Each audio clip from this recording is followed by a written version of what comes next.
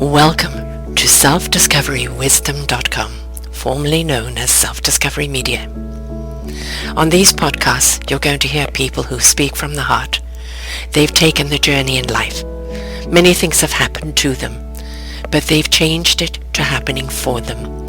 And in their strength, their courage, they've discovered their abilities and their wisdom, and they are now sharing it here with you. Do enjoy each show. We bring it to you with love and knowing that it's going to help you on your journey of life. Good morning, good afternoon, and good evening, everybody. Welcome back to another edition of Raising Your Gifted Children right here on selfdiscoverywisdom.com. I'm your host, Sarah Troy, and my guest today, Liliane Fortna. We're going to be talking about her latest book, The Four Santas. What is this all about? Well, it's celebrating a heartwarming new take on Santa Claus. Dive into the delightful Christmas picture book to discover his magical origin, his reasons for spreading joy and love to children brought throughout the world, and how he was able to make all those deliveries in one night. And so it's a holiday season. Experience the magic of Christmas with author and renowned winner Liliane Fortna. Her latest book, The Four Santas, is a beautifully illustrated Christmas tale that explores the origins of Santa, his mission to spread love and joy, and the secret behind delivering those gifts worldwide just in one night. Perfect for children 5 to 9, or anyone that believes in the holiday magic. The Four Santas is a must-have for your Christmas collection and a heartfelt gift for young readers.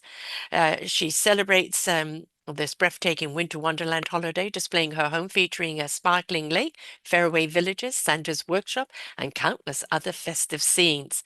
Lenny is an international recognized multi-award-winning author, best known for her ability to bring magic of storytelling to life. Her latest book, The Four Santas, offers that heartwarming imagination, but she's also written some other books, which we will talk about today. Born in Hanoi in Vietnam, she's of French Vietnamese descent. She grew up in France and has since lived in various parts of Europe, Asia, and United States. And we're now based in Charlottesville. The Four Santas, I love that. You know, like when we look out there, there's more than one Santa everywhere, in every store. I've even played Santa Claus before with little kids on my lap. So it is a time where Santa really does represent joy. You know, I know in a lot of ways it's become about consumerism, but whole thing about the excitement of Santa is the bringing of joy. And that's something that I think maybe we might have lost a bit of insight on. And but where did Santa all start? I thought it was in Germany. I don't, is that right? Welcome to the show, hun. Thank you so much, Sarah. Thank you so much for having me. My pleasure. So, did it start in Germany? Where did Santa originate from? And what did Santa originate represent? Well, I think it started actually in Turkey, Ah, Saint Nicholas. And mm, Saint Nicholas is celebrated in Germany. That's why we think of Germany, all but right. it was older than that.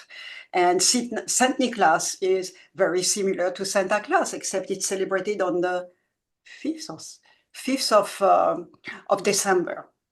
It's slightly different, but they all blend together. Yeah. So it was picked up as a good idea and then kind of basically embraced around the world.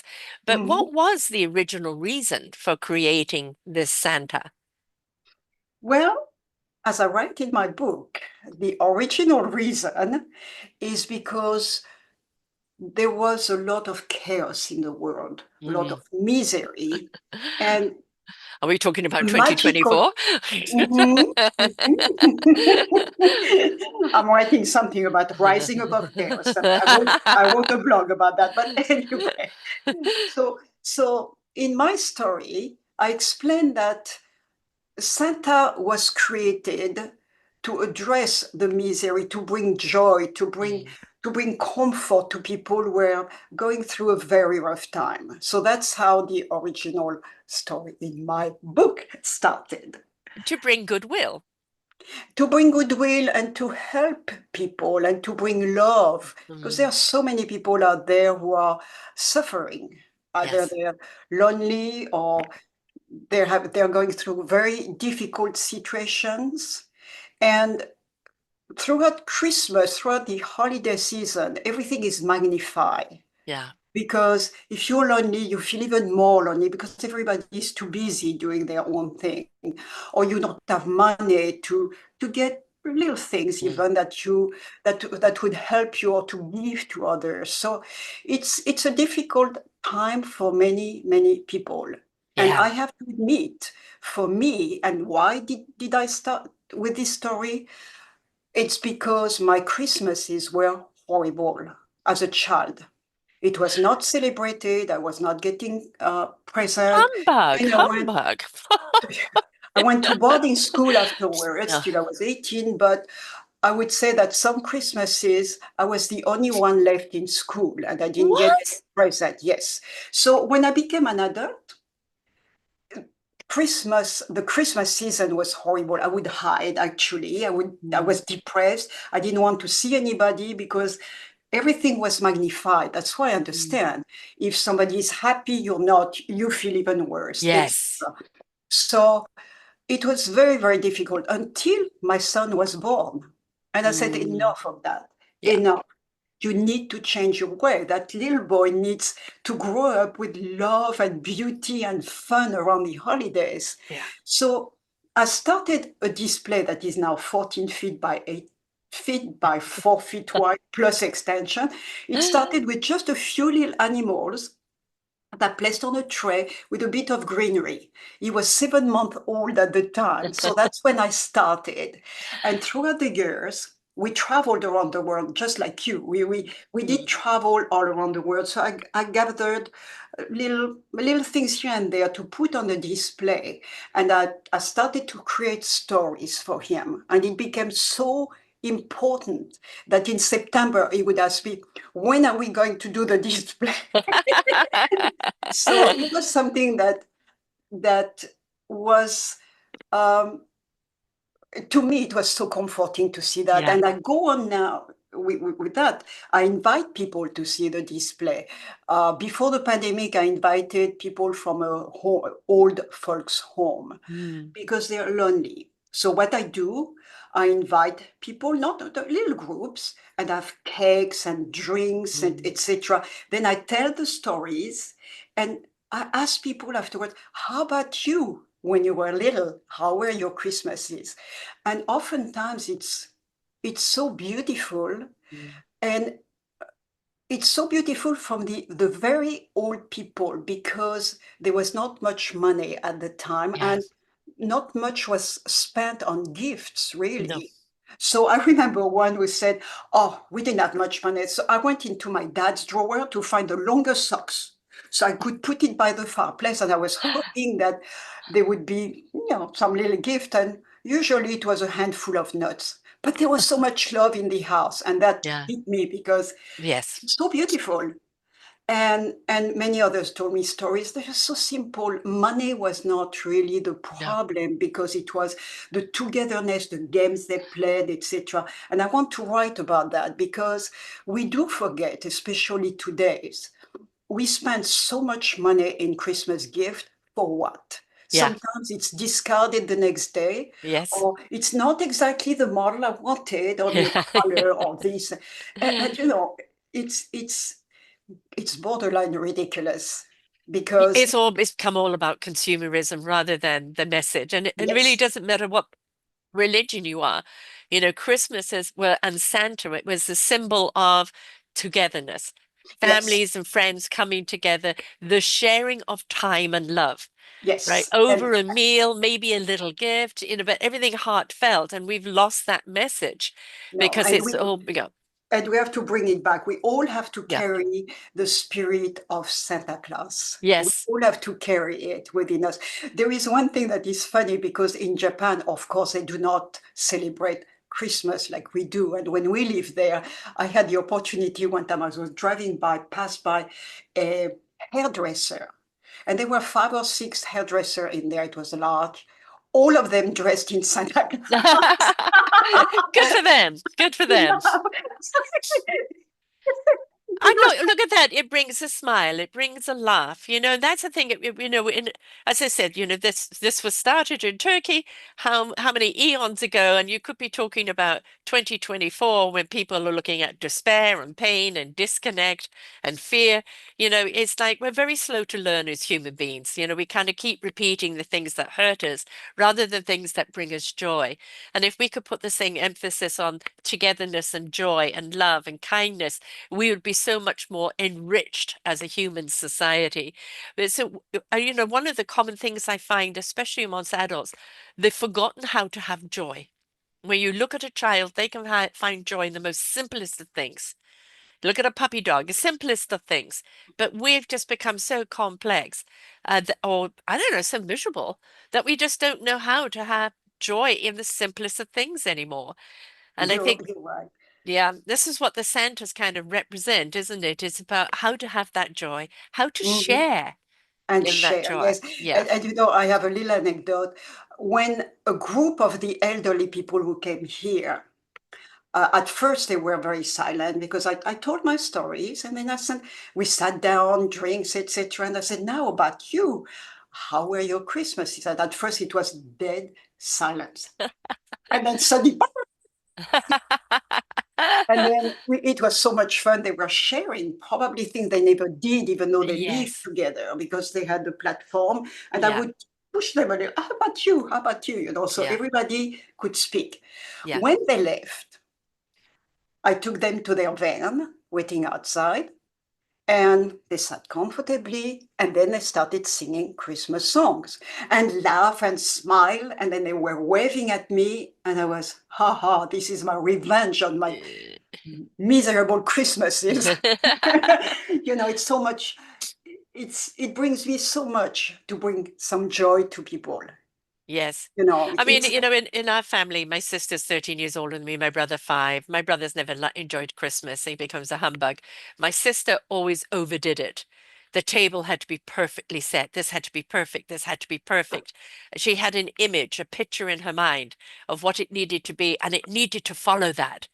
So mhm, you never were kind of relaxed because had to follow this regime. What we've done in our family, when I was raising my kids, very often there was extra people at the table.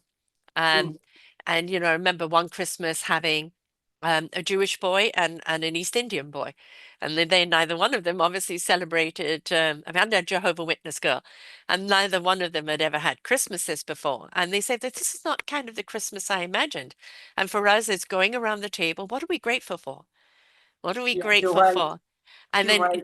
the camaraderie of food and wine and conversation and everything else. And it's like I made sure they had a present. So I always have an extra present in case. Mhm, Just even if it's a token, just to feel that they weren't left out and there's a gift for them to go home with. But for me, it's always been the emphasis on togetherness. And now my daughter's the matriarch. She has the home. And so we go to her. And so, mhm, because of commitments with my other children, having Christmas with, the wife's family, that we do Christmas on Boxing Day. And for mhm. them, we used to kind of get dressed up in our Christmas best, and but for them, it's Santa pajamas, and it's about food and playing games and laughing and being together. And it's Eh, that's kind of the Santa spirit and wearing mhm. Santa hats and things like that. And I think this is something that we're so desperately needing in the world right now. We've got to remember we are a village, and that village is only as strong as each other's participation, and we need to participate. It doesn't Yes. have to be the 5,000 likes, the million followers. It's about the Mhm, handful of people, family and friends, that warm mhm. your heart, that lift your spirit. You're right. I wrote a blog about surviving this season, Hmm. and I give some tips and Hmm. what you were explaining is part of the tips. Um, because we go through so much stress. We want Yeah, everything to be perfect, and yeah, it's nice. yeah, But if it's not perfect, it's not a reflection on us. People yeah, won't even notice. And it's the joy of receiving people. If things are not perfect, they won't remember that. They will remember the welcoming, the warmth we bring, etc. So that's one of the things, the perfection. There are so many things that I talk about. I think there are 7 different points that I make on making the Christmas season easier. Yeah. One is actually the very first one. Maybe I have it somewhere. Yeah. One is to prioritize and plan early, because oftentimes it Mm. comes upon us and we're, oh my Yeah. God, oh, it's I'm already, not ready. I'm not ready. So high priority first, and then let go of certain things that are not so important Yeah. because they're not. Shop for gift early, especially for the hard to find gift. Mm. Break larger tasks like decorating the house into smaller, more Yeah. manageable. So that's one thing. Delegate the task as well. And people, Mm. and this is in the story of the four Santas. You see, he needed help. So if you need help, follow the Santa. Santa, he asked his brothers, and Ah. everybody was so happy. And so it's very important to delegate tasks, and even children ask them to do something. Everybody participate to the Yes. celebration. And you can also do something like start a tradition with the neighbors or some Yes. family members, or baking cookies together and Yeah. exchanging recipes. And Yes. so it becomes something fun and warm that people do together. And they could be the spirit of giving. Mm. It's so rewarding to give when you know the pleasure the others are getting, even Yes. sometimes more than receiving. Yeah. Because when you give, you receive. And Yes. sometimes Yes. that's priceless. Mm. So we should not forget that. And it doesn't cost much. We don't have to be to give very expensive things. It Sometimes is it's the just, thought behind it, the heart behind it, not the yeah, and price sometimes tag. it's just love, Yeah. um, care. Show a person you care. Don't be lonely. Come with us, etc. Mm. So I think it's great. Now, um, it's important to stay flexible, Mm. because you go to a store, you have your list of what to buy. Done. It's gone. Yeah. So you're very, very frustrated. What am I going to do? And it's good to be flexible and maybe find something similar, or, maybe better even. So that's very important. Um, and it's also important to take time for yourself.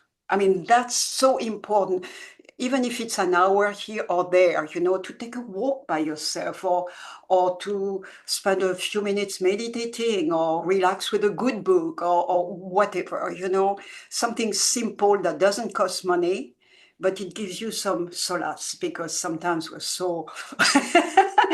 And A then, glass of wine and some music, and everybody else is gone. yeah, that's right. And find joy in the little things. Yes. Like, yeah, Yes. you have your cup of wine and Hmm. you sit and you listen to some music, and you And you look at your tree. and the little things like that, Yeah. that's important. And when we do that, we're actually much better for the others, because we're not under Yes. stress. Yeah. Because this season can be very, very stressful Oh gosh. for many reasons. So Yes. so I wrote that blog, and it's just to guide people remember. And I'm at fault too. There are things I do. I said, come on, you I will know. make sure that that blog link is on your show page so Well, people it can is on my refer to it. webpage. Oh, it's on your webpage. Go to my Great. website. It's lilianefortna.com.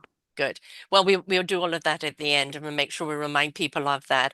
Mm-hmm, I've been podcasting for 12 and a half years, and every year I kind of put up a show around reminder of people to take a breath at Christmas, to make sure that they remember what Christmas is about, and mm-hmm, the gift buying, but also the lonely. And you might not be able to be with them on Christmas Day, but can you drop a present by? Can you invite them over for tea or something even a few days beforehand? Can you acknowledge they exist? Because there are so many people that are on their own on Christmas Day, and normally they wouldn't care they're on their own. But it's Christmas and everybody expects to be with someone, mm-hmm. and they kind of feel, well, nobody wants me. And it's Yes. and it's all sorts of circumstances that can get in the way. But I think it's just, especially if you're in an apartment living. You never know who's behind the doors. Nobody ever sees anybody. Hmm. Generally, if you're in a house in a complex, you kind of know people or who live alone. And it's, can't you incorporate them in something? If not on the day, in and around the day, dropping off a poinsettia or a box of chocolates with a Christmas card, Hmm. something. And it's just that gesture can mean so much. I mean, you've got to Yes. remember the lonely, throughout the year, but especially at Christmas, there are many people that get rather despairing at this time because maybe they don't have family members anymore. And this And is why I invited people who live in a home, yes, because sometimes some of them might not have family yeah, left or they are forgotten. And it accentuates, Christmas accentuates the loneliness, the feel of you're rejected or you're not special. And that's why I invited them. I have not this year because there are still too many problems with cold, etc. But I want to reopen my door and I want them to tell me their stories. And I will ask permission, of course, to mm, use their name, if not use their an abbreviation or something. But so it's important, and I let them know that those stories will be passed on, so their yes, legacy will live on. yes. So that's something I really want to do, and I want to do it soon, no later than next Christmas, because these elderly people are, gone. Yes, yes, Uh, that's the one thing that happens is that we all age, and sometimes that age catches up with us. yes, I like this year I had the big 70, and it's like, oh, I'm 70, and it's like, well, is there only 10 years? Am I lucky to have 20 years left? I've still got so much to do, right? And it's like, well, now is the good time to do it. So yes, it's we get to that stage where we can't put things off anymore. It's like we don't know where time is, so just get on with it. But the sharing of people's stories, I think this is something that's a great gift to anybody. The person who is gifting the story, the person that's reading the story. It could be something that's relatable. It could be something that's just heartwarming. It could be something that's sad, and that reminds them how lucky they are. But Mhm, having a story and somebody knowing their story is being told, as you said, it's their legacy. They're not being forgotten. They still count. And I think for anybody living, we want to know we still count. We mhm, still got a contribution. We still matter in the world. And I yes. have another book coming out next year called Our Forgotten Seniors, and it's around that, about people will be contributing a chapter to it, but it's around how, especially in Western society, is once you reach a certain age, it's out to pasture, you're too old, I don't want to be bothered with you. And it's like Mhm, you are throwing away such wisdom, so many beautiful yes. stories, such insight that can help you on your young journey of life. Mhm, Don't throw us out, because we've got more to give. And I think that whether it's elderly, you've got a lot of single mothers out there that can't afford to give their kids Christmas. And this is mhm, the time as a community, that mum is single. Why can't you, as a community, go around and say, here's a basket, what can you put in it? Right? mhm, What can we do to give them? We used to do that with my mum. We used to put a chicken in there and put food in there and then drop it off at their home mhm. so they could have Christmas Day. Yeah, And as a community, we can come together. But I think in order to do that, we've got to pay attention to our community. yeah, yeah. It's people are hiding, especially Yeah. nowadays. It's very easy to hide because of the internet. Yes. So you some people never leave their home because they're on the internet, but there is Yeah. no contact per se, maybe via Yes. Zoom or something, but it's not quite the same as holding the hand of somebody, Yeah. hugging somebody, it's Yes. different. Yeah. And to share a cup of coffee or Yeah. something with someone, it's different. You can't do that online. There is something missing. It's better than nothing, but Yeah. so yeah, it's very important, and that's something I want to work on to make sure that yeah, there is a lot to do. And my children's book, the one I wrote now, is the first of a series for Christmas. Hmm. I have another children's book series that I'm going to start. And it goes into very much in what you do.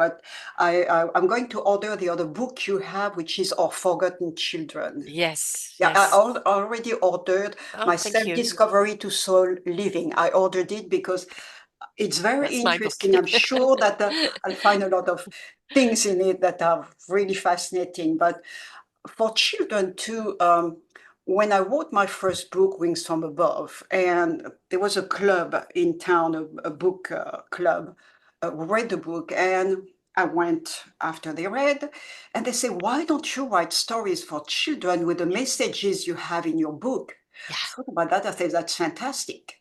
So I'm preparing now a series to empower children Yes. and also to tackle the all the challenges that they Mm. face. And I want to work with some teachers and talk about problems that they see that are very Oh, they're recurrent in in the school. book. They're in the book. There's But 15 I'm going people in that book you can draw research from. Believe me, there are some wonderful people in there that address yeah, that. I want to because I want to have stories, but more like a fairy tale Right.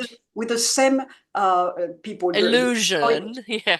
The little boy in this book, Charlie, will be part of it, and he will go visit, let's say, some cousin by the sea, or Yeah. and then something happens, and I want the children in that book to have. They could be dark, they could be pale, they could be blonde, Yeah. they could be big, small. I mean, all kinds. They could Human. maybe in a wheelchair Yeah. as well. So I want to tackle all that and see how I can transform that into some fairy tales to empower the children. So it will be fun to follow, but Take at them the on an same time, adventure, right?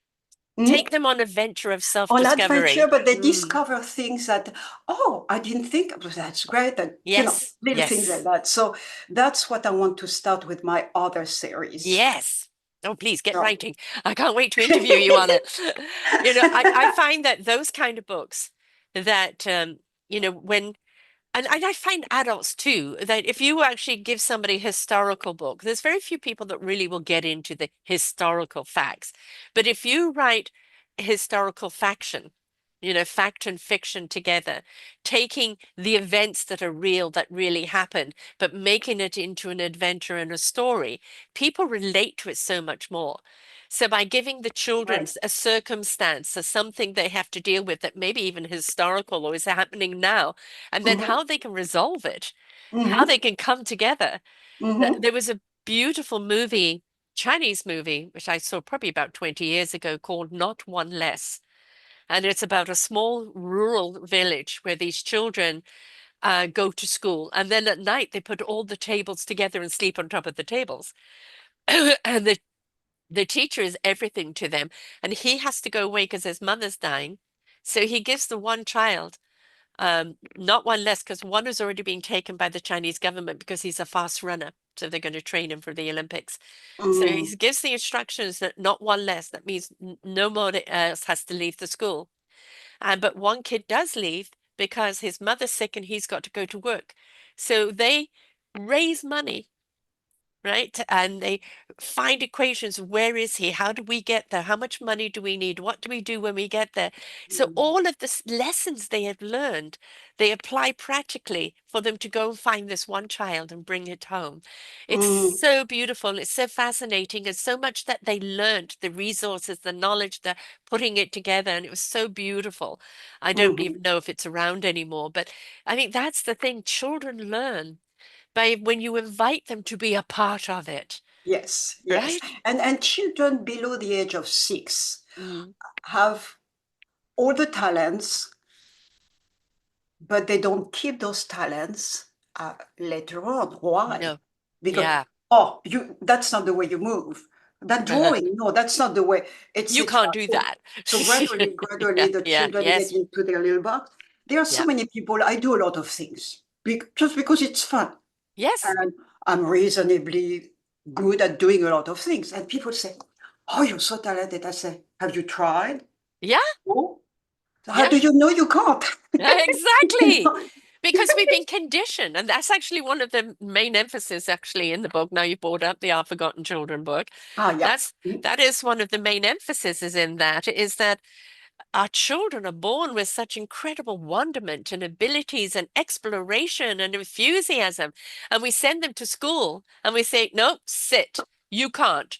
You shouldn't. You've got to be. And all of that beautiful essence of who they are that we should be nurturing is suddenly Mhm. being suppressed. And then we wonder why we have disconnected, disillusional, and dysfunctional adults.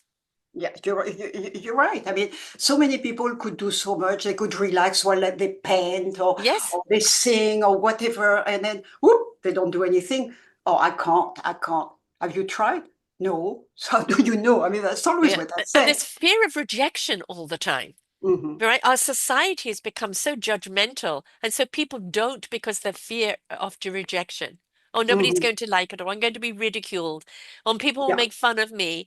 And Hmm. that is something that suppresses so many people from doing it. I don't think you're one of those people. I think if you want to do something, you just go and do it. I just do it, and Yeah. but Yes, good for I'm you. teaching that to my granddaughter. She's 6 now. When she was 4, I started to teach her to dance. I used to be a professional dancer. That's how I came to the US. Um, and what I teach her is to improvise with Mm. nature.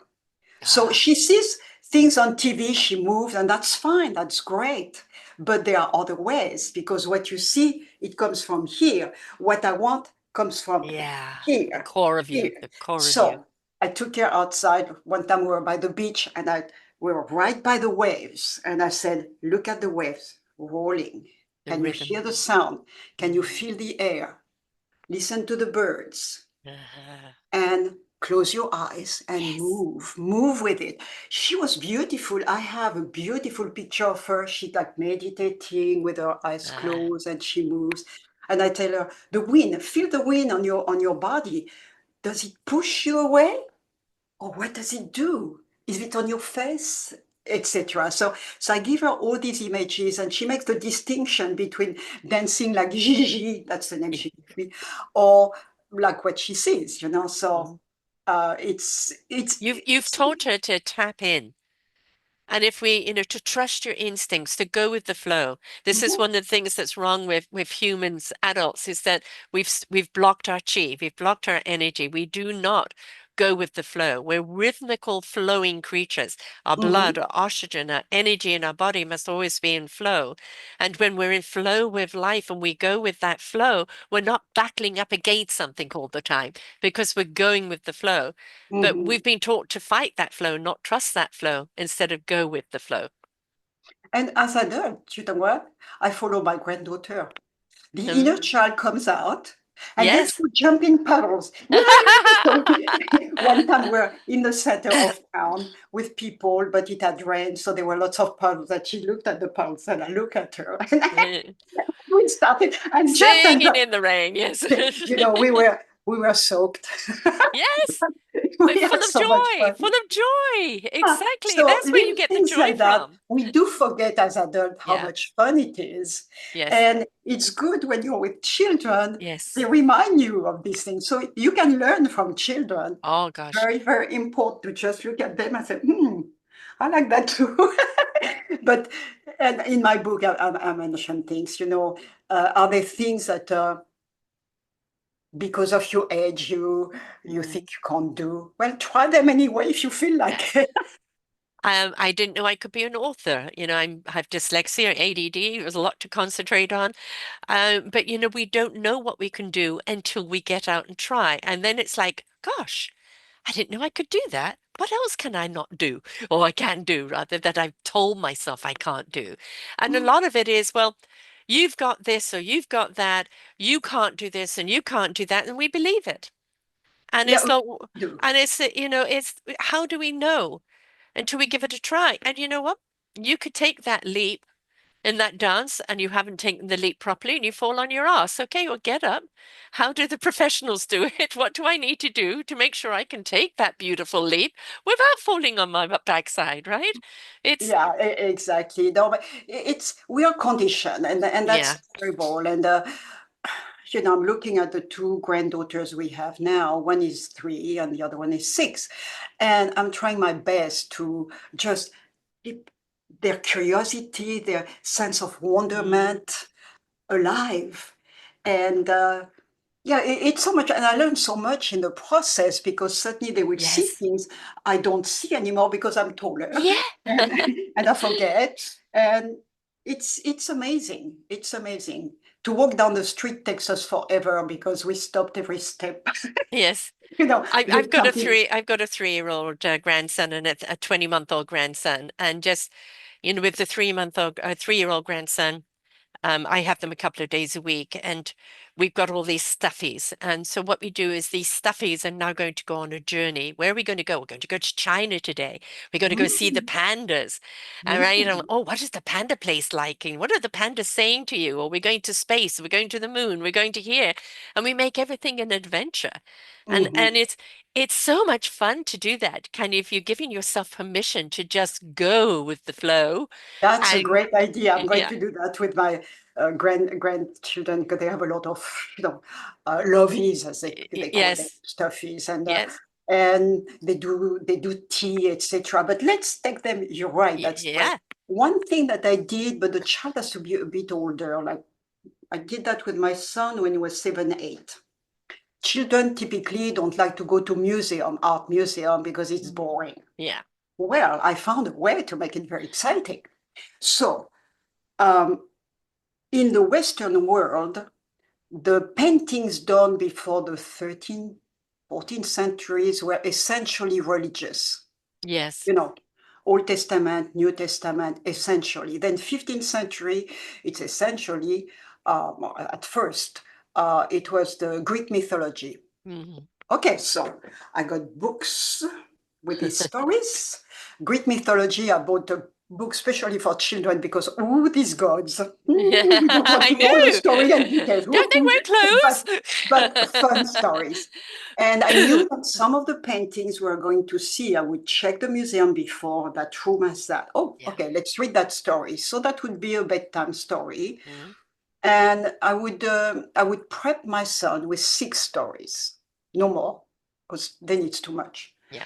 And then we'll go to a museum and say, oh, in this room, why don't you find the Tower of Babel or the Mm. flight to Egypt, or something like that?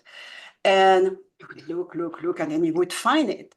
And it was fascinating because I told the story, and the story was a certain way, but then the painting had slight differences, and he would notice that. Why? Ah. And then we would go on. For instance, there was a building. And what do you think is behind? What do you think if I follow that path? Mm. So suddenly the imagination was there. Yes. You would get into the painting. It was Yeah. easy at that age. And I would have mirrors. So we would look at ceilings. We could see things differently.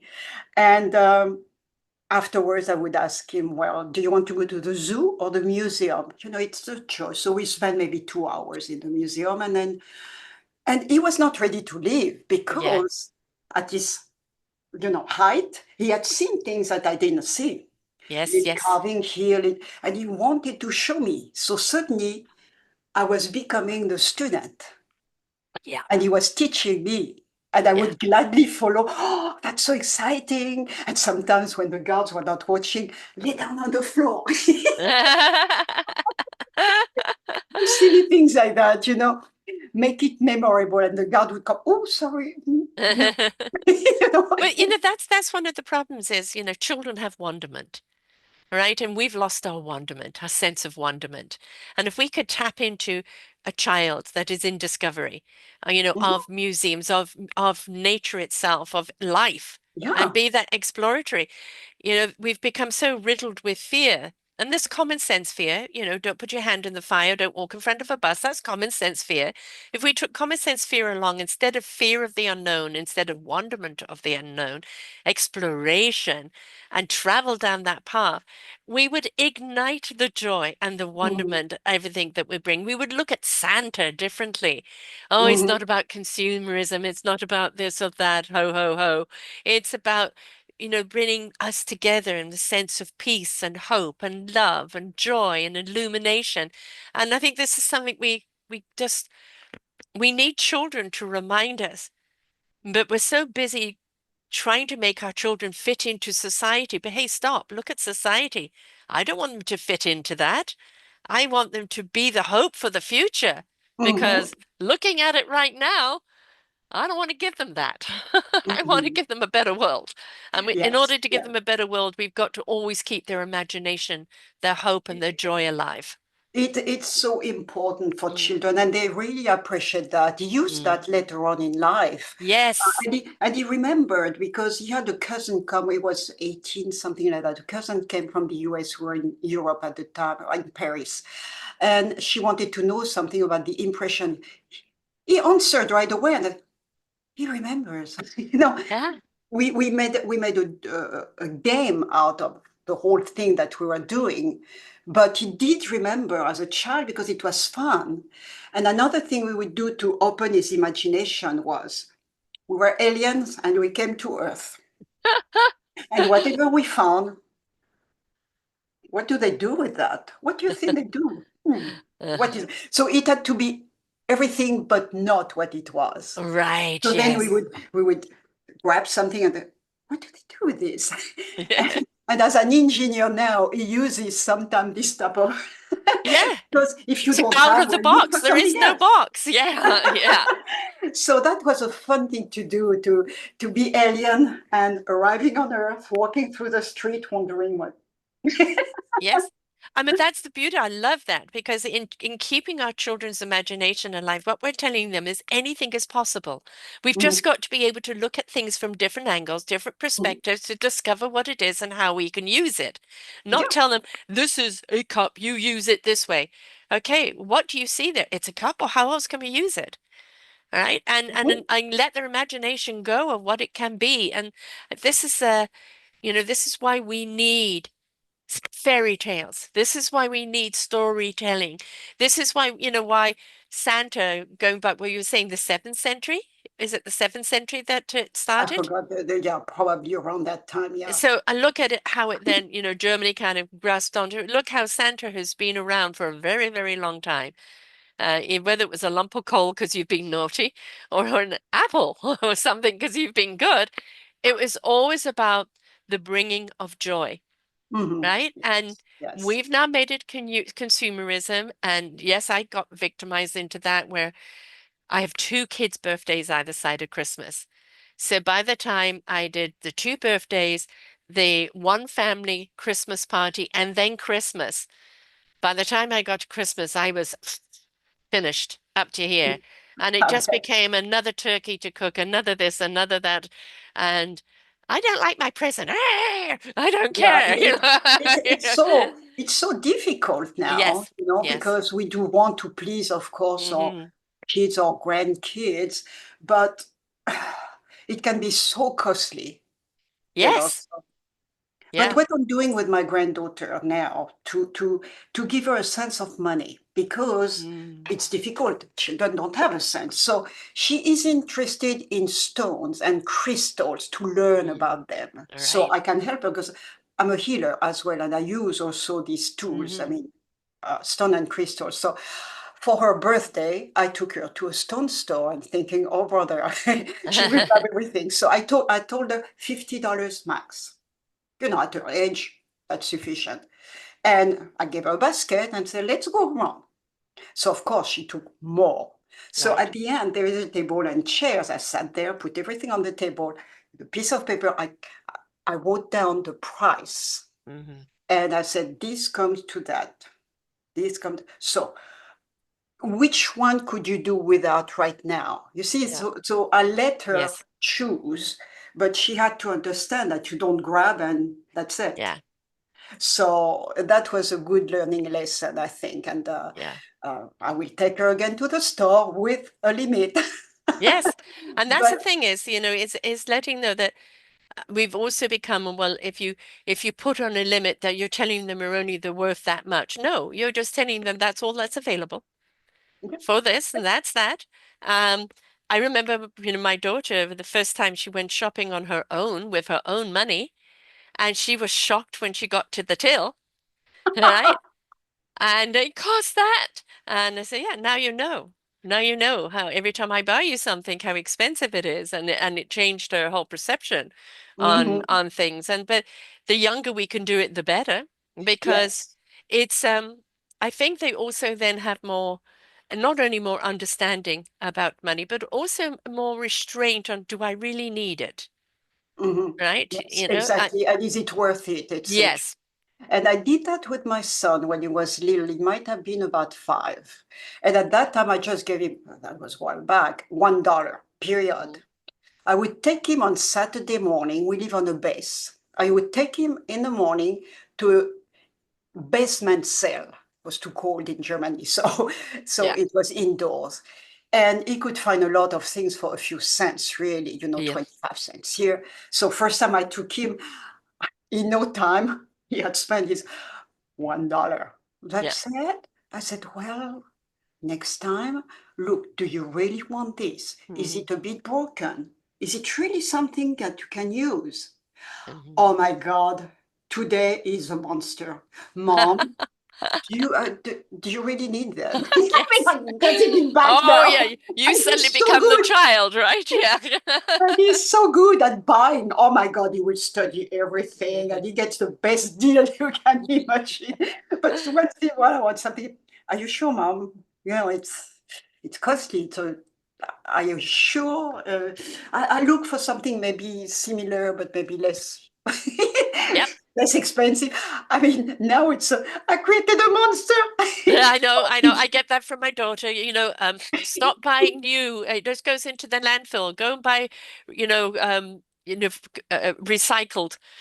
stuff, and from the charity shops and things like that. A, it Mm, serves the charity, and the product is just as good, and you're not paying as much, and it's less clothing into the landfill.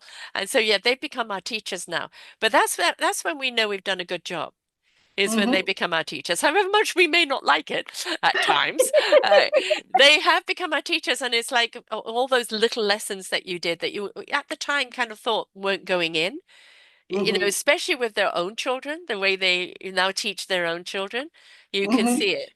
No, So, that was great. And then we went to Korea, where you have to bargain. Oh my God, he was a master bargainer. How about? I mean, he that's my was so son. little, and Yeah. and he would bargain. And of course, because he was cute and a young child, and he was a bit blonde in Korea, he would get away with a lot. And it was amazing. So he brought friends along, and can they get a good price? I mean, he was so good. I would not even dare to do what he was doing, but as a No. child, he could get away with. Well, I mean, I was brought up in England. You didn't do anything like that, because it's just, oh, no, no, you don't do that. And but my sister's always been very good at it. And my son, he's the negotiator, right? I Yeah. mean, this is how good a negotiator is. He convinced his father to buy a whole load of candies for him to sell to the neighborhood kids, right? Which he would mark up the price, but then resell back to his father at double the price. He's a little entrepreneur right from the word go. He always knew that how to make a buck. That and he's Well, but still like that's that. wonderful to see that because, if we can teach our Yeah. kids these type of things that are very valuable in life, Yes. it's wonderful because it will help them, Hmm. you know. And talking about living around the world and accepting other people's creeds, Yes. skin color, culture, etc. When we were in each country we lived, he could take a class. It was from the Dodd school. He was always went to the Dodd school.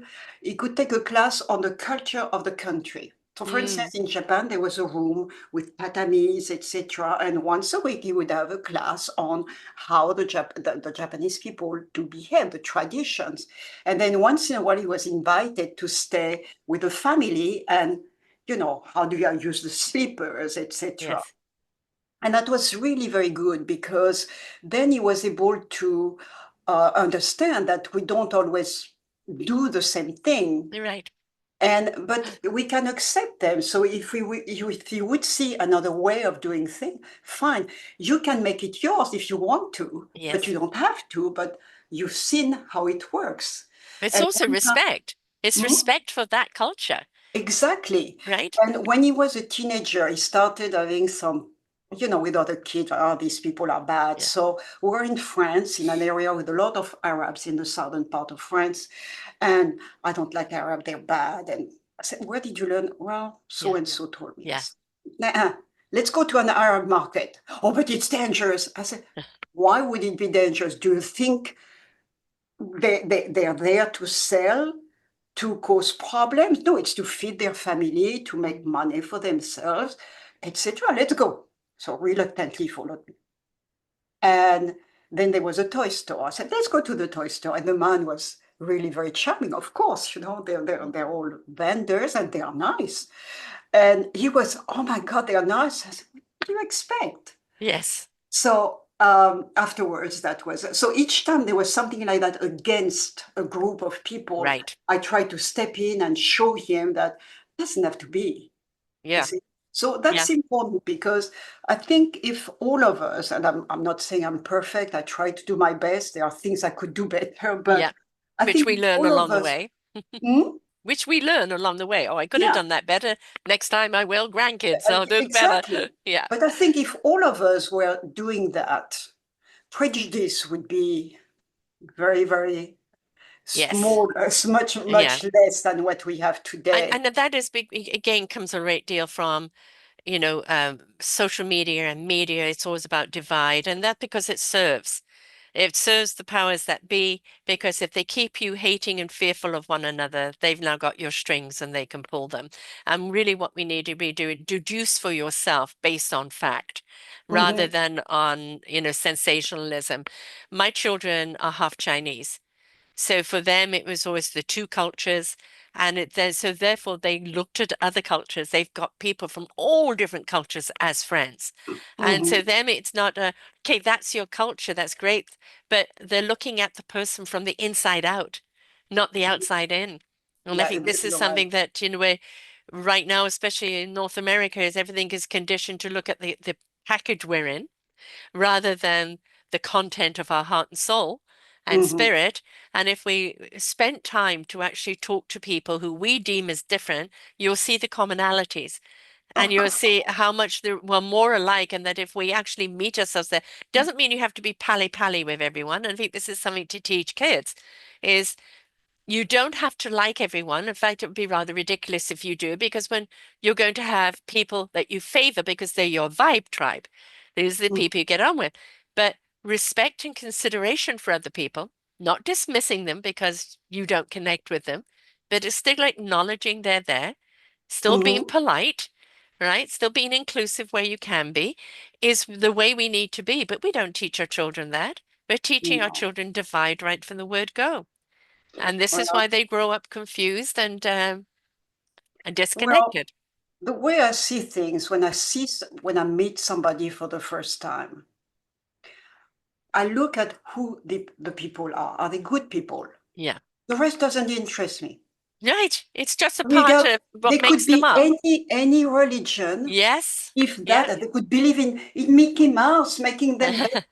Yeah. If it makes them good people, Mhm. I don't care what they believe in. Exactly. They should Exactly. continue because they are good, decent human beings. And when our son was little, going to school, I would say any of your friends can come to our house regarding of the rank of the Yeah. parents or regarding of the color of the skin or their religion. The only thing I need to know is, are they Jewish or are they Muslim? Why? Well, because then for snack, I won't have a ham sandwich, for instance. I Yes. have something they Yes. can eat. That's all. That's the reason why, Right. because we have to respect the way people live. So it's not complicated. I'll have something else, chicken or something Yeah. Yeah. that they are able to eat. But that was it. And I said, as long as those children like you, respect you, and you like them, they're welcome to our home. The Exactly. rest doesn't interest me. Exactly. And it's like I keep politics out of it, even keep religion out of it. It's about heart and soul, and the And, spirit of and each other. yes, and what's here? What's What's here? here? I don't What's know. in the heart? I don't care what people Yeah. believe in. If they're good people, Yes.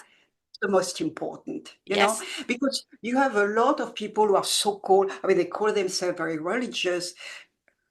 Uh, Their I don't know. actions It's do not, not speak the same language. Yeah. yeah, well, I was raised Catholic, so there are lots of things I can understand, but it doesn't, I can't connect with. There is Right. something that is But different. because it's I'm not a religious person, though I do ex respect people that follow religion that make them feel and do better, right? That, it's your connection. I call it Gus, God, universe, spirit, whatever you want to call it, energy. It's all a Mhm, force that is higher than us, that we tap mhm. into the wisdom as our guidance symbol to resonate with our heart and truth, to give our spirit action for our mind to find the clarity it needs when it needs to have it. If you want to call it God, that's fine. I don't care. But Yeah.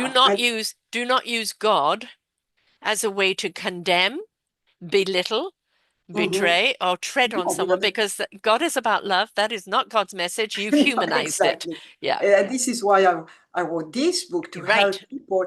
It's Wing, no, beyond let's tell religion. people what it is for those that are listening. It's Ah, wings from above. wings from above, about the ability that we all have to recognize the signs and synchronicities. How Yes, are they sent to us? Well, yes, spirit guides, maybe yes. angels, maybe whatever you think is sending it to you. Yeah. That's What's right. your connection? Right. Yes. And then the ability to recognize and use it. It's not only Yes. recognize, but if you have something that is an answer to a question you have, and then you get it right there and you don't believe in yourself. No, Uh-huh. that's work of the devil or Yeah. whatever. I said, no, just, well, if it talks to you, maybe it's your higher self, maybe your Mm, intuition that guided you there. I call it signs and synchronicities sent to mm. us by angels or Yeah. maybe spirit guides, whatever. So this book is to help people Mm. because I had this happened to me since I was a child because I had a Mhm. miserable childhood, but I was speaking to the trees, to the Yes. clouds, to Yes. the sea. I was living by the water or Mm. the Water ocean. such So, conduit. Yes. and Mm. little animals, I would Mhm. talk to everything and I would get a response. Yes. Yes. I could feel it here. Yes. Oh, the And trees that have was great so conversations with you. it was so soothing as a Yeah. child. And I didn't know I was doing that. It was No. natural because I was not allowed to talk to other children or play with other children. So I was alone, but I had nature.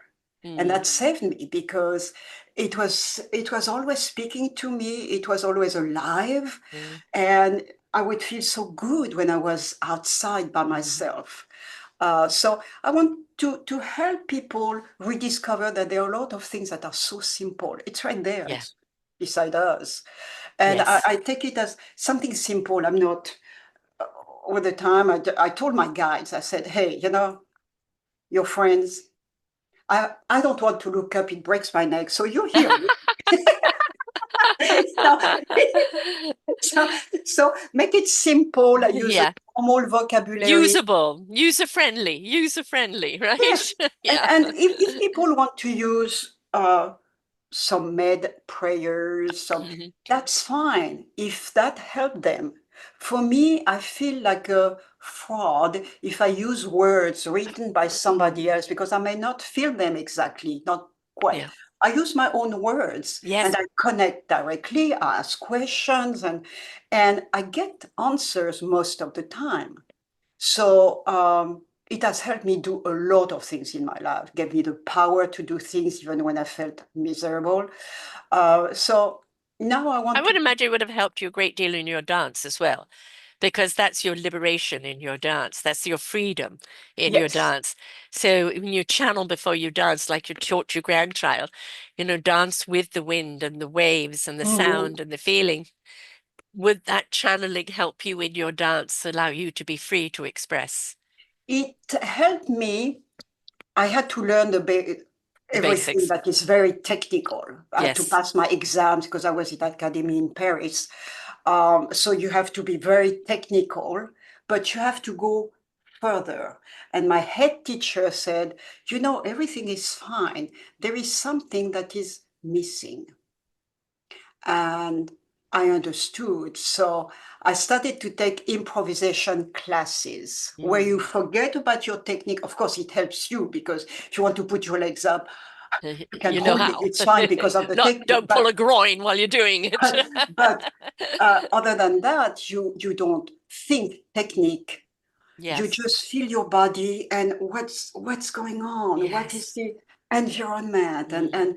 how do you feel inside, what comes to your mind, etc. Yes. So it does Expression. help. Mm. It does Mm. help Yeah. very much. And it's like, yeah, it's a form of meditation for me. Yes. And at the end of it, when I do that in the morning, at the end of it, I take advantage to send a healing session to someone because I'm Mm. so open. I Yeah. think of somebody and there is something I can show you. You see here? I put like a little crystal in the palm of my hand. Hmm. I look at it, it's very brilliant, it's beautiful. Then I put my other hand here and I hold it and I feel the warmth and it's Mm. growing and growing and it's, oh, it's so bright, it's gorgeous and it's like a ball and it becomes like a beach ball. It's beautiful. And I infuse a lot of what I want to give the people I'm Mm. going to send it to, love or whatever they Yeah. need. And then once I feel everything is, I send it Yeah. to the person I have in mind with Hmm. what's needed. Hmm. So I use that because after dancing, you You're start so in in a tuned. bad mood and Yeah. then it's gone. It's Yeah. gone. So you, what, what's that mad about? Why? Because it's gone. Yeah. And then you can open up to another part of you that is Hmm. able to open then instead of being that way it's Yes. much easier to open up. So that's a little technique I have used several times, and it helped me tremendously because I can send to somebody something they need. You see? Yeah. And people don't understand that you're sending it with love, that they all feel it, but maybe in a different way, right? It's maybe they don't realize it's coming from you. There's something they're feeling. They don't quite understand what it is, but something's different. And the thing is, don't be afraid of the different. Embrace the different. Because very Hmm. often that is the door or that's the key to the door. And trust, sit in the feeling. Does it feel good? Does it feel right? Embrace it and hold on to it and let it immerse itself into your entire body Hmm. and trust it because that's what's Yeah. important. What is the book Turning Point Moments about? The Turning Points Moment. It's actually a book with many other authors where I had to write a chapter, and it's about something that transformed me and all Mm. of us. An event in life that forced us to move into another direction, a better direction, actually. And the other one, Second Chances, is about the same. And it's about people who faced adversity, but it really was one almost died, Yeah. another one lost. Actually, one lady lost her husband and daughter in a terrorist attack, just like Oh, that. oh God, Uh, horrible. but what she did after mourning, because of course it Yes. was they were going on a charity trip to India, and they got, Mm. yeah. So what she did, she went to India. There was one survivor. One of the terrorists was a survivor, a 19-year-old. She went over there to forgive him. Yeah. Huge. So she talks about the whole thing Yeah. and how Powerful. wonderful. So I met her and I met most of these people, and it's wonderful to talk with them Yeah. because what they were able to do despite the pain, the Yes. difficulty they faced, and now they want to share it to others because it is possible. We all are facing at some time Mm. uh, some difficult moment, very painful sometimes, very debilitating, and yet if you approach it a certain way, it's important to let time to grieve, time to go through the pain. We can't say, no, it's not there anymore. No, you have to go through and then Yes. gradually get out of it and see what you can do to lessen that pain and maybe help others. So Well, that's, I think that's the reason for the pain. It's things happen to us, not to us, but for us. For us to discover our courage, discover our strength, discover our abilities, mhm, discover what we're really here for. And the greatest teachers, they're the angels that have gone through it because now they're the beacon of light. They're the beacon of hope. They're the beacon of possibilities or tools and information. And if we understand the universe isn't out to get you, it's out to teach you. And sometimes those lessons are horrific, but there's genuinely always a reason behind it. And it's finding that reason that isn't human reason, if you understand what I mean. Mhm. It's spiritual reason. And Yes, when we step into that soul, heart, spirit reason, then we understand. And for her to be able to go and forgive the very person that may have taken, her loved one's lives, that is for him, but it's more for her. And yes. it's more to reset the energy. Mhm. Otherwise, that hate for him not only will stop him from ever healing, but it will stop her from healing. Exactly. Right. And so you, And you have to step in. It doesn't mean she condones it, oh but no. it is if you don't forgive, and we've also got to understand what makes a 19-year-old do that, Hmm. right? What Yeah. was the conditioning behind that person to become that terrorist? And there's always that story. And again, not condoning, but we're understanding. And we need more understanding. There is another blog I wrote, that's among my blogs. I think it was 2 years ago. It's about not only forgiving, but thanking. Yeah. And I haven't been able to do that. It was very difficult. But with the people who raised me, because I had a very bad childhood, um, but I did not want that to be wasted. And Right. actually, because of what happened in my childhood, I became very strong. Uh-huh. It was like stepping stone to go where I Yeah. wanted to go.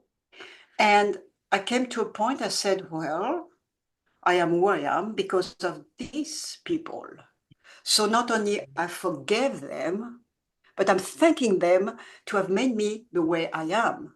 Yeah. And by doing so, suddenly I was free.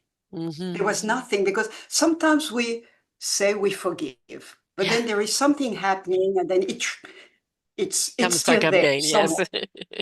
When you thank, it gives you something else, kind of solace within you. And yeah, I'm very thankful, So now those people, I can see them in my mind. They're all gone, but I can see them in Yeah. my mind, and I don't have bad feeling towards them. And I can see passages of my childhood, which years ago were painful to look at. Mm. Now it's like a silent movie. They're Yeah. there, they're still there, but they're not affecting me. They're like You're another. no longer the victim of those upbringing. No, And I'm that's the the thing victor. is, the Victor. victor, that's the thing. Yes. Yeah. It's that, And again, you're that's not condoning what they did, but you're not giving them the power over you anymore. no. You've And taken what back your power. happens is that you can understand others who are going Yeah. through some rough time. That's why in my books for children, I will keep in mind more than my mind within me, what I went through and how painful it was, and Yes. how what could have been nice for me to hear when I was going through that. You see? Yes. So Yes. that will help me, I think, to write what I want and make it a bit magical and fun. Yeah. Something And, that, and but it also becomes a lesson for other people is a lot of the time when people know other people are going through something, they just don't know what to say, so they don't say anything. And mhm, it's like in having a story like this where somebody says something that becomes comforting, becomes I see you, I feel you, I cannot relate to what you're going through, but I'm here for you. I believe in you. And having somebody else say that, it now mhm. becomes permission for other people who don't know what to say. I don't have to say a lot. I No, just you have to don't. say something to like, I'm here for you. I mean it, Exactly. right? Exactly. That's very, very important. I want to start something because we are facing some difficult times. Oh boy. Mhm. Hmm. So I wrote a blog, Rising Above Chaos. Hmm. I wrote the article too. I don't know if my publicist sent it to already to magazine, but I wrote that because it's going to be important, and I'm going to talk about what to do to preserve yourself because there are things Mm. you cannot change, Right. but you can change yourself in the approach you have to Hmm. it to survive certain amount of time that will be needed, Hmm. to survive. So I want to approach that and also talk about the fact that we can't hate people. That doesn't mean we have to be friends with, we have to spend a lot of time with, Hmm. but we can be normal, have a normal relationship and not Courteous. Yeah. make them feel that stay away Yeah. from me, because hatred begets hatred, Yes. Hmm. and we can't have that. We can only be pleasant, stay with the people who are like-minded in some ways. During periods that are chaotic, it's important. Stay away from one source of news, because some Yes. people have only one source. I Yes. try to have French, British, American, and different sources. So when I want a Beautiful. story, I read from different Mm. sources, so I get a Yeah. better opinion, Yeah. or I can make my opinion better. Stay away from that. Turn off TV. Mm. Turn off the news, Yes. The because sensationalism. Hmm. once you watch, you have to, you can't Yeah. just quit. I watch the news on online from different sources, and I Hmm. can read what I want, how much I want, and then Yes. I stop afterwards. So I'm giving a lot of tips on how to go through that time Yeah. and remain sane. Yeah. I Avoid the kind of, hatred. yes, I know, Avoid that. and I'm in Canada, and I went through the whole grief because, yes, America's in trouble, but it's also a transitional time, and you need to have kind of the worst of it. When you have an infection, we've got to squeeze that infection out so we can start the healing, right? Mhm, So, kind of that's where we're at. What we're looking at right now is the worst of the worst. And it's become a symbol of this is what you've allowed to become. Is it what you really want to be? So I've got this whole platform right now of this sisterhood of common sense love. oh, And it's what a people beautiful like yours. title. It's people like yourself, uh, who are the healers, the motivators, the carers. And all we can do right now is be there for those that want us to be there for them. All right. Be there for each other so that we can, arm in arm, stand together, because we know when the Mhm, fallout happens, we're going to have a cascade of people who are going to need to be healed, who are mhm, going to need to be redirected. So it's important for us right now to step into the true essence of our being and stand together as a sisterhood, and all the men that love and support them, right? But this mhm, is a woman's movement, and it is about us being ready. It's like, that the kids are going to come alone home with a whole load of dirty soccer players and scraped knees, and you're ready to receive it, right? So, mhm, and it's supporting each other and each one of our gifts that we were given, which is our calling, our purpose in life, and to perfect it, to support each other, be prepared, because we've got a short period of time to get prepared before the onslaught starts happening. There will be an exodus, and we're going to then have to pick up the pieces. And there's no, I told you so, or you invited this on yourself. This is just like, okay, let's help pick you up. All right, dust yourself off, heal you. This is the direction you really need to go in. mhm. What's comforting to me, even now, is that if I look at the past 20 years, there was an evolution. We are freely talking about what we're talking now, Yes. about spirituality, etc. 20 years ago, you would say meditation, yoga. Some people would look at you Woo like, woo. Yeah. now it's almost part of Me. the common language. When I went Yes. to France, actually, it was interesting because I went to, um, I like to visit churches because there is a nice, I'm Yeah. in town, I'm in Paris, and I need some quiet, so I go to one of the churches, etc. And I usually look at their book just to see.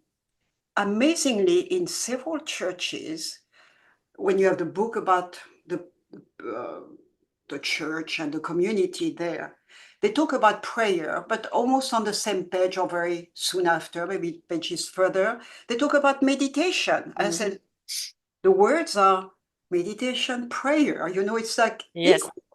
they And I are was both the really, same thing. Yeah, just and different label. it's amazing. So there is definitely a movement. You see Yeah, also a movement of women around the world who yes. are rising. So we don't talk much about that in the media because it doesn't sell. I'm here to sell it.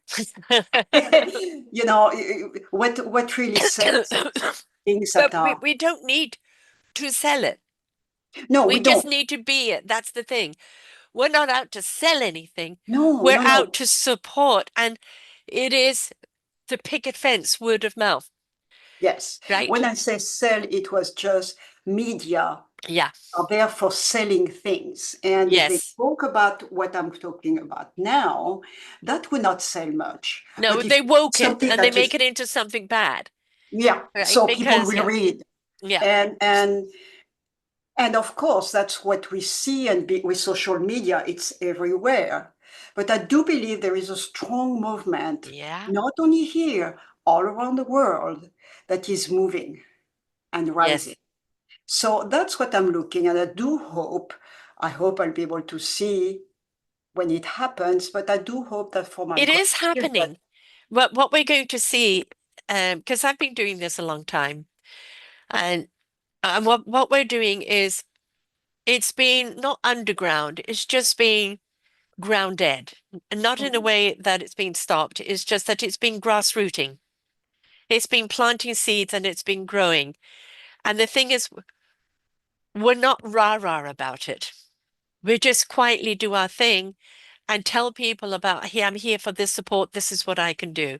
mhm, I draw the analogy that everybody's in discovery of what their instrument is. And they learn how to play that instrument, and they can be soloists and be very powerful. But when they mhm, find their orchestra and each one of those players comes together in their own strength and in That's harmony, powerful. they transform. So Mhm, what we're doing is a lot of people that have been soloists for a long time are now being invited to join the orchestra and come together because mhm, we're going to need that transcending orchestra, that transcending choir, that transcending energy.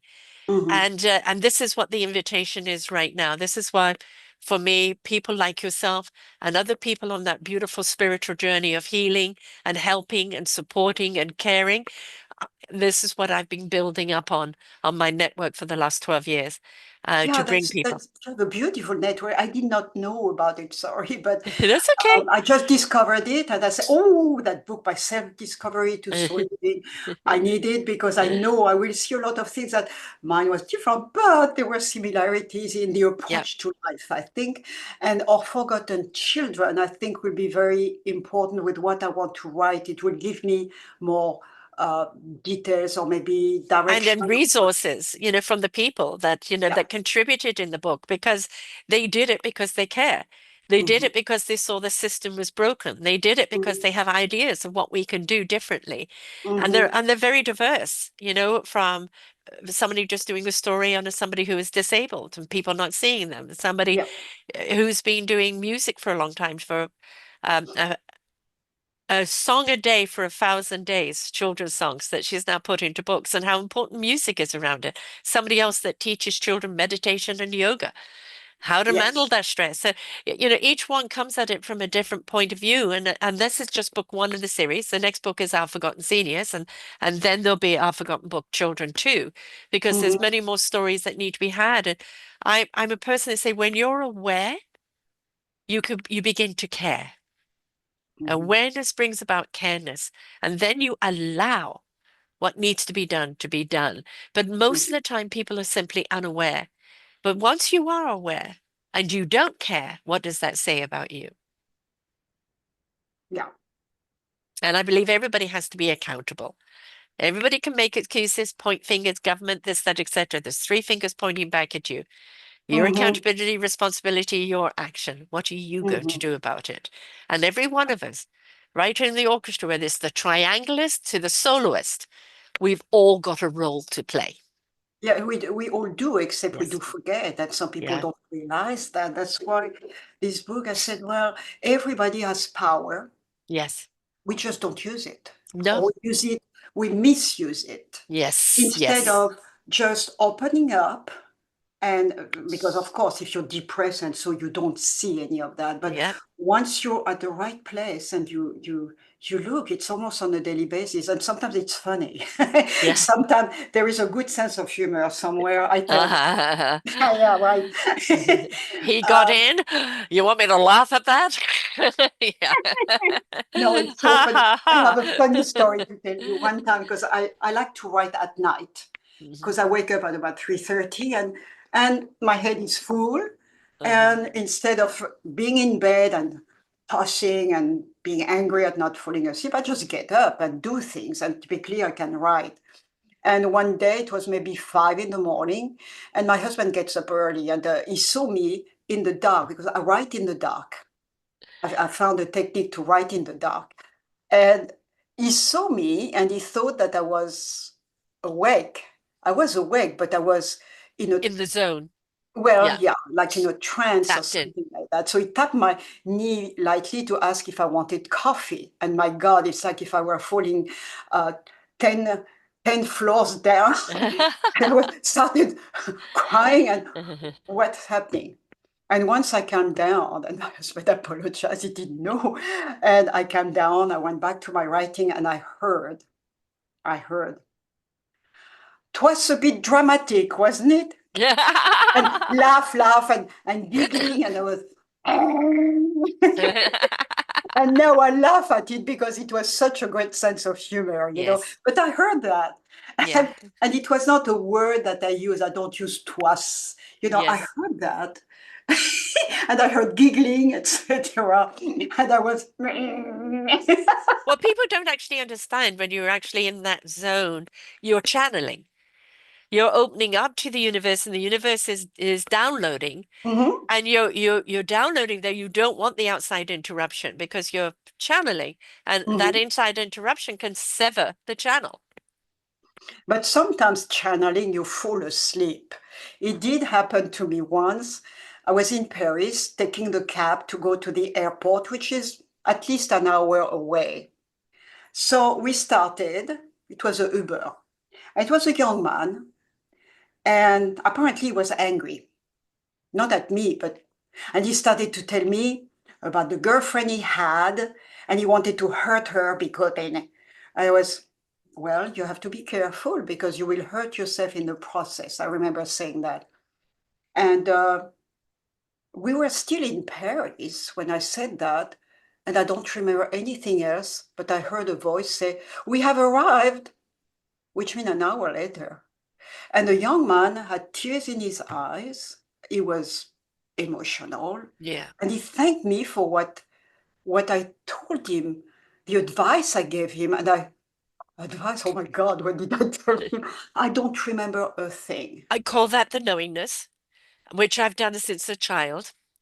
I would go to people and tell them what they needed to know when they needed to know it. They say, "Can you repeat it?" No. How do you know that? I don't know. It's just something you needed to know. So I call that the knowingness. And people, when I sometimes say things, "Can you say that again?" No. I'm in the moment. Mhm, I'm in the flow and I don't always remember what I've just said. It's the same sometimes when I write. I don't, or even when I do my own shows. When I do my shows, I just open and let it go. Don't ask me to then repeat it or now write it. I have to re-listen to it to write it. Thank God Zoom now has got transcripts so I can just do that. But it's knowingness. You're in the mhm. knowingness, and But it's that's so trusting that. strange because Yeah, I really did not know. I fell asleep. I mean, literally, just woke up and and obviously, it was the perfect thing for yeah. him to receive. And I will follow your guidance. He was a totally different young man, and he even asked me if he could give me a hug, which is very unusual.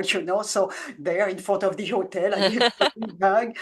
That was really something Yeah. fascinating. But you Fascinating. have to be in trust of your own divine essence for that. Because if you get in your head and you try and control, what we've Mm, got to realize, we have more control when we're not in control. Hmm. You're Yeah. right. You're right, because there are so many things going through. Yeah. No, I shouldn't say that. No, that at that age, I should, I mean, we go through so much when we are aware. Yeah. But you're right. When we talk from here, from the Mm. intuition, from our heart, really, it's different. But I still don't know what I told him. I get interviewed and I don't know until I listen back, you know, and that's the thing is that's that know and knowingness, and it's okay because that is your trust in the universe and whatever your Mhm. power that you believe in, because they're not going to have you say anything that's going to be wrong, right? They're Yeah. going to have you say what needs to be said in that moment, and that is that unison with that energy, that divineness of being able to say, Hmm. um, and I can do that in any other arena other than my kids. Hmm. Right. So around my kids, I'm the little girl now. You know, that with anybody else, I can go into those zones, not Hmm. necessarily with my kids. And you started that when you were very young, you I, said. I was a very sickly child, at home a lot, in bed many times with white walls around me, and I knew I couldn't take that, so I'd do often dimensional travel and live in different worlds. And for me, I didn't know which world was real, which one wasn't. And so Hmm. I've been hearing, it's not that I hear voices, it's that they just come through me and speak. And I've Hmm. always got something going on in my mind, a play or something like that. It's just, I'm always somewhere. It's wonderful that you were able to keep that since childhood, because oftentimes, because of education, because of the parents, because of a lot of things, we do lose that. I did lose it for a while in a bad marriage. So in Ah. just survival, I shut off. I was still there for everyone else, but I was not there for me. And I shut myself off into the darkness for a while, but I saw the light keep beckoning me. And then I Hmm. realized, oh, if I stay here any longer, I'm going to be in apathy. And I knew that that wasn't the core of me, and I knew I had to come out. And then it was coming out, the light blinding and feeling the shadows chasing you. And now I love being in the dark because being in the dark, I see the clarity of the light, Hmm. but also the darkness gives contour to the light. So it's a totally different feeling. Before it was escapism. Now it isn't. It's definement. So, When but did you start? How young were you can you remember how young you were when you realized? I grew up that way. I Ah. used to play with dead people, and why can't other people see them?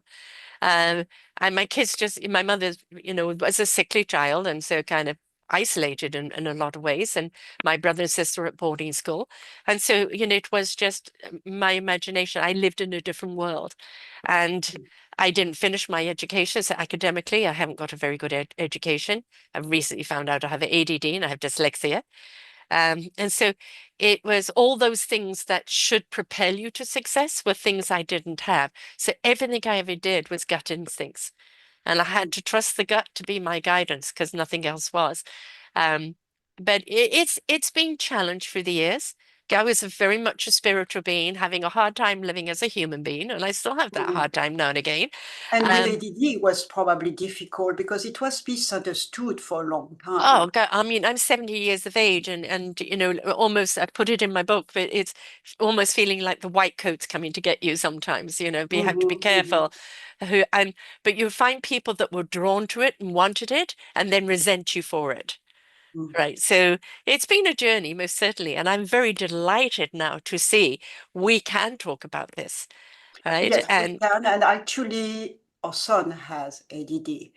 And I found good books that to valorize the pluses that ADD yes, brings to a person, because it does yeah, bring a lot of yes, pluses. And then try to minimize, which was schedule him, because yeah, scheduling was difficult, but things like that were not easy. But there were a lot of abilities he had that other kids did not. yes. He's My very good at entrepreneur math, son, my very entrepreneur good at son, math, very good yeah, at he could do, and we discovered that because he was very good at math. And when he was a teenager, at some point he had to show how he came to the answer, yeah, and he could not do it because he had the answer.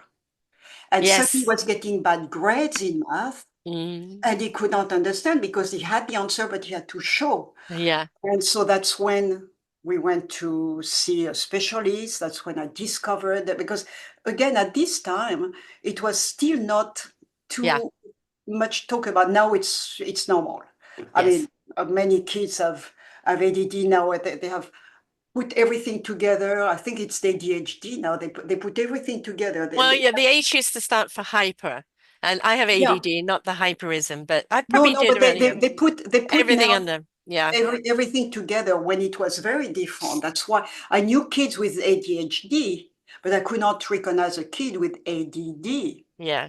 They're very different. So that's why I did not know. But actually, it helped him a lot. There are lots of abilities he has, and we push for that, knowing what to do because we read about it. Right. And So that's the thing is that as ADD, a great deal of our creativity, the way we can see things, problem solving, so many things come from that ADD, where, mhm, again, society pushes back and says, but no, you didn't come about it in the right way. Or, how do you know? How do you justify? How do you validate that? And, that's always been my thing. I don't know how to validate it. It just is. Uh, and mhm. that's the way I see it.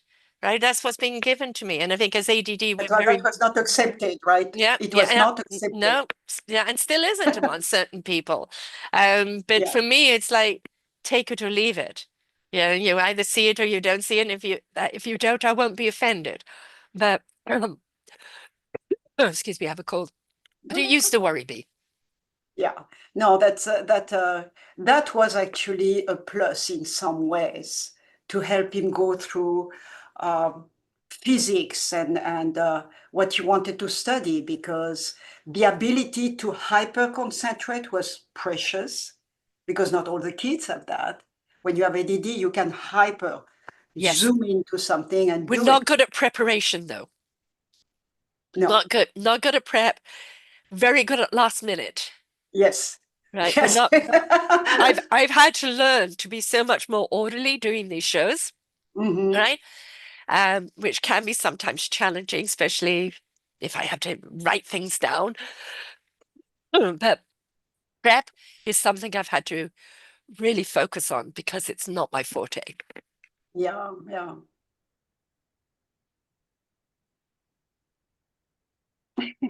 Sorry, my No cold problem. is. No I've had problem. I've It's the had season, two little babies gave me the flu, and of course Nana's now got in full force. So and it's the juggling. season. It is. Yes, I told them they weren't allowed to be sick for Christmas, so we got sick before Christmas. I actually should have been more specific on that, But oh well. Will you tell people how they can get the books, the Four Santas and all of the books, how they can Oh, get hold of you, and also the healing side of things, how they can reach you? okay, well, first of all, it's on Amazon and uh, it's on ebook, paperback, and hardcover. And this is the hardcover. And what I really emphasize in the book is the togetherness and love. And I wanted to set the people here, the family, because I'm going to use them again. So, for instance, here we have the mother, the grandmother, Charlie sitting on Santa's lap. But look at the grandmother; she's holding the arm of her daughter-in-law. You see? So that's one gesture.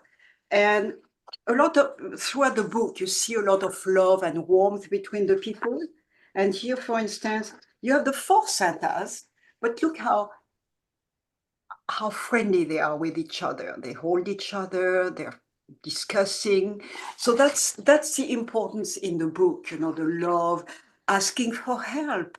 And the others gladly give you help, etc. So, and then at the very end, we have another picture here, yeah, that you see at the very end, you have Charlie falling asleep, wondering which brother is coming to their house tonight. And he loves his little dog. You see the hand on the dog. The other hand is on his heart, like he's grateful for believing in Santa again. And then you see the daughter-in-law, she's holding the shoulder of the grandmother. So in a gesture of love. togetherness. And then you see the grandfather and his son. I mean, the father of Charlie. So,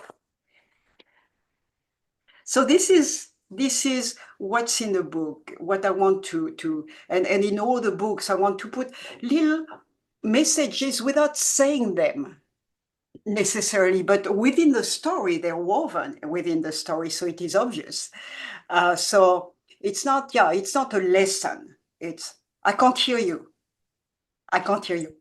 It's good for children to relate to, but it's also a great reminder for parents and grandparents to remember the importance of what Yes, that Santa means. And as you said, the hand on the shoulder, the hand holding the hand, it's that connection again. You know, yes, it's kind of the grandmother remembering when her children were young, and then the yes, mother looking at now it's her time with the children, and it's that connection of beautiful memories and love, you know, kind of yes, melding together, which is beautiful, which we need that reminder of. You know, so a yes, great children's book is one that feeds the adults as well, a good reminder yes. for the adults. And this is also for adults in the sense that you reach a stage in your life, as I told you before it was online. Um, how can I say that? Oh, no, sorry. I Let's just, okay. It'll come to you in a moment. It'll yeah. come to you in a moment. In the meantime, we will look at how they get to your site, also where they can also find the books. But how do people reach you? What's your site, love?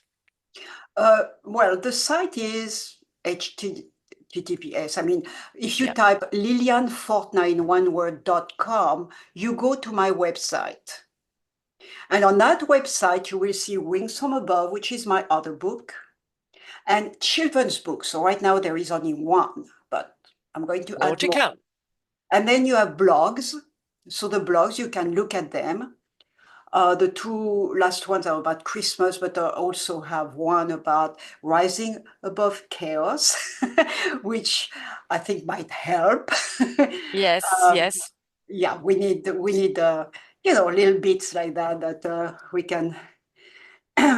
So this is yeah, on the blog you will see quite a few things. Do you have any Not the social blog, media? but on the website you will Right. see quite a few things. Do you have any social media? Oh, yes. I'm on Facebook. So if you look at Liliane Fortna, again on Facebook, I'm on LinkedIn, I'm on Instagram. So you can look at these. Now, you know, Christmas, yes, it's around the corner. You may not get the book in time unless it's in bookstores and you go and get it yourself. But, you know, I always say books are a perfect gift at Christmas, at any time, but at Christmas especially, because it's a gift that keeps on giving. You know, a person can pick up a book and reread it at another time in a different frame of mind and get something different from it. Whether you get this book and it's a bit late this Christmas doesn't matter. It's preparing them for next Christmas. So this is a good time to buy the book. And with Amazon, if you have Prime, you can get it in 2 days anyway. So the Mhm. Or site you can, and I'm sorry, you can also get it on Kindle if you want to. So right. you can have it right away, but it is on the hardcover can become part of a family tradition. Yes, Because it's a exactly. timeless story. I don't, Mm, there is no dead. It's a timeless story that can be told anytime. And it gives a solution to parents, grandparents, or whoever read the book to yes. explain why they don't see the same Santa. Why Uh, different this year? So it gives a little idea. And I think, oops, can you see me? yes, your light went off. Oh, There you go. yeah. There you are. um, yeah, so I think it can be very helpful. And for children too, instead of, oh, it doesn't exist, well, they can segue into something where it's another brother, and then it could be we all carry Santa within Yes, us. The yes, we spirit do. of Santa is within us. So I might write something else for Mm. older children about the spirit that we carry here. And that is the way to go, not only for Christmas, but it's around the year. Yeah, it's the spirit of That's giving, isn't it? The spirit spirit of of giving, giving, and spirit. we can give all year round.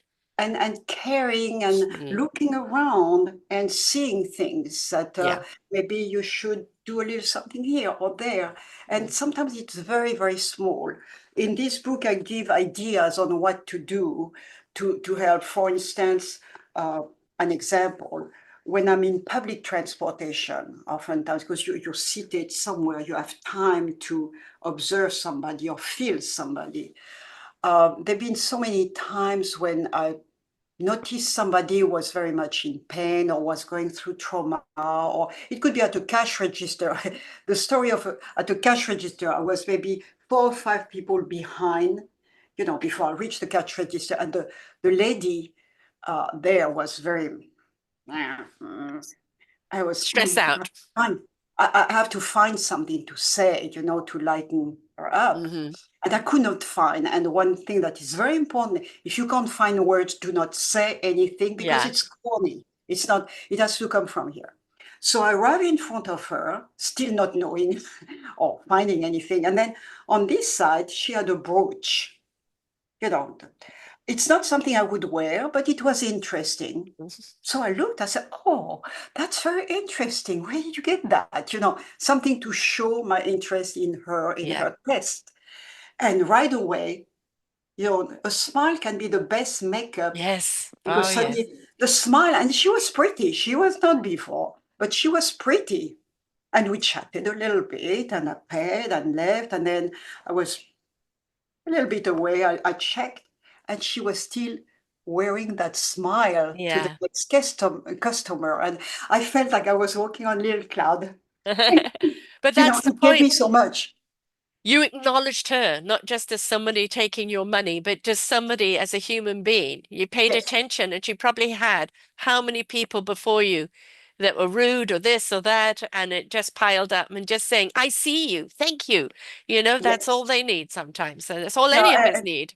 and one time I was in the subway, and I was in Paris, and the subway at some point came up in the air, so you could see the sun. I mean, it was I could see the outside, and there was a lady in front of me talking on the phone, and obviously she was between one person hang up and the other person, maybe her boss and client, whatever. It was not happy. She was having a lot of problems. So finally, she hung up for good. And I don't know how it came. I grabbed her hands and said, and now it's done. Breathe. Yeah. And she looked at me. Oh my God, yes, I used to do yoga. You're right. I should breathe. We talked a little bit. We left at the same station, but she was going out. I was changing to another subway. And before she left, she said, oh my God, I wish everybody were that way. I said, Uh, well, pass it on. It's your turn yeah. now. Yes. Yes. You know, so I said that you do that, and it's so wonderful for you too. You give, but you receive also so much because when it works, it's beautiful. So Yes. I said, now you're going out, it's beautiful. Why don't you take 5 minutes just walking in the sun and Mm. basking in the beauty of the I'm sun breathing. and Yeah. breathing, and Yeah. and that was it. So many times I had things like that happen, and by doing a little thing, Yes. and I taught that to my son when he was little, but I said, be very careful with girls or women and never say something just to say something. Yeah. You don't feel it, don't say it. Yes. So Yeah. he's very No, good no at. empty words or yeah. No, Is and he's very good at making compliments now, mm, but it's felt. It's not yeah. something that. So we can teach our kids so many things, when they're little, and they absorb so well. And we So. don't know how much will stay in them. And obviously, the more we repeat them, and more we get them to repeat them, the more they become the seeds inside of Mhm, them, right? yeah. And that's all we can be is be the example for them to follow, and be Hmm. the encouragement of them to follow a good example. So, Hmm. yeah. Yeah. No, that's fun. This morning I went to read the book to the class of one of my granddaughter. Wednesday it will be the other granddaughter. It's so joyful to have all these little kids. Yes. Yeah. Wow. Yeah, Just to they're see absorbers. It's beautiful. I love it. Yes, the joy exactly. in their Little Yeah. faces, it's so cute. And we need to get that joy back ourselves. We need to simplify our life and stop making things so complicated and just touch into some simple joys. So again, your website, Liliane Fortuna, it's L. Liliane,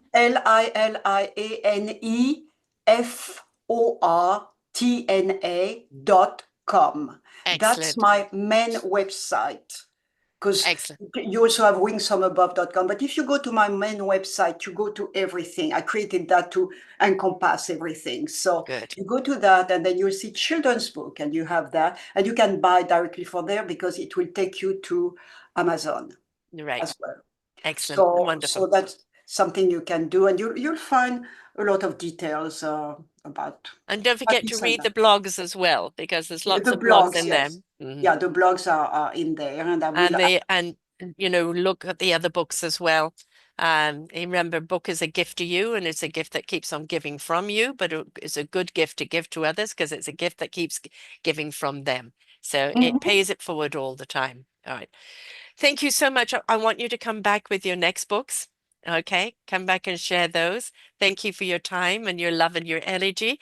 And just keep on dancing to the rhythm of life because you're clearly doing it. So, Thank you eh, so much, Sarah. It was so lovely to talk with you, and I can't wait to discover your book now. Books, because I well, self-discovery to Soul very, Living. very, very, yeah, that one, it's the, I wrote the book because people wanted it from me. And it's for me, it's like it's done, it's out there, on to the next. That's what very much kind I am. And it's like not to be revisited, but it's there. It explains who I am. And then, but I'm very proud of our Forgotten Children and the message behind it because we are the hope, we are the solution, and we need to be the change.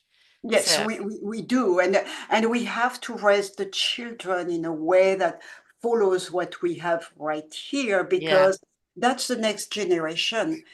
Kids are not born racist. They're no, not born. I have a picture I post quite often that I really love. It's a white lady sitting in public transportation. She has a little child, a baby. And on the other side, in front of her, is a black yes. man.